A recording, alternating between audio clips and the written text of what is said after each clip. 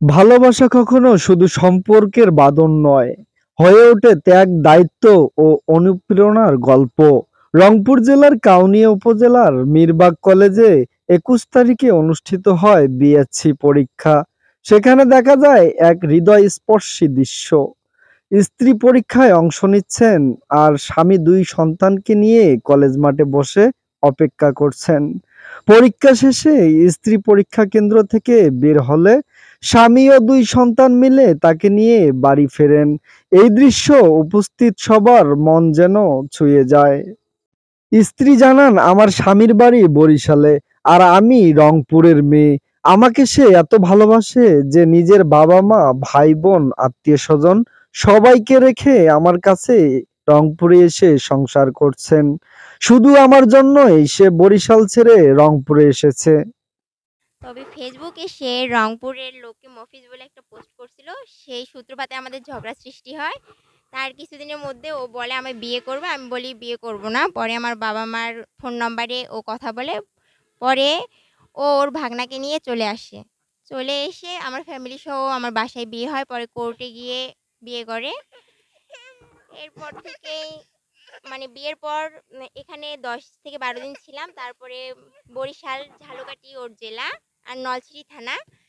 সেখানে যাই। ওখানে ২২ দিন ছিলাম। তারপরে এসে আমার ভাইকে আবার নিয়ে যাই। মানে ১০-১২ দিন পর, পর যাওয়া আসা করতাম। আগস্টে আমাদের বিয়ে হয় আর ১০ই ডিসেম্বর আমার পরীক্ষা শুরু হয়। পর থেকে আগে বরিশালে শ্বশুরবাড়িতে ছিলাম।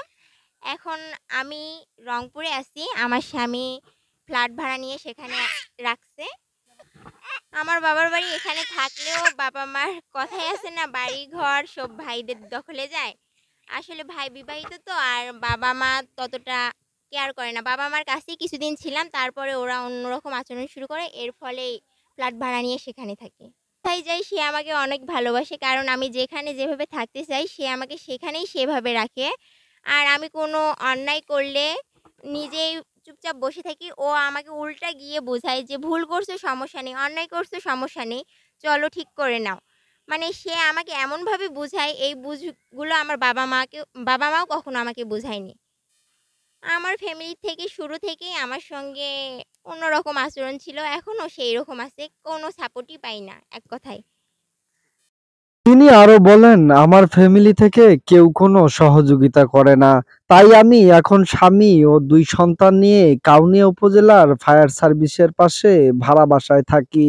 মানুষের জীবনে ভালোবাসা নানান রূপে প্রকাশ পায়।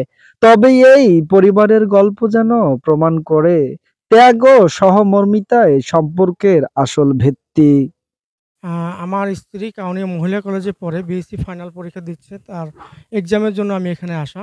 স্ত্রীকে ভালোবেসে সন্তান ২ টাকে আগলে রাখার জন্যই আমি এখানে আসা। আর আমার দেশের বাড়ি হচ্ছে বরিশালে। আমি কাউনিয়া উপজেলার আ আমার ওয়াইফ এর বাসা রোমানা আফরোজ। উনি হচ্ছে কাউনিয়া মহিলা কলেজ থেকে মিরবাগ কলেজে বিএসসি ফাইনাল পরীক্ষা দিচ্ছে এবার। নিচে যে আমার ২ টা সন্তান আছে। একটা মেয়ে ২ বছর ৩ মাস রায়না জান্নাত দোলা আর আরিয়ান খান দোয়েল ওর হচ্ছে ৯ মাস। ওদের নিয়ে একটু আছি নিচে। ডিএসবি নিউজ, আসলাম খান।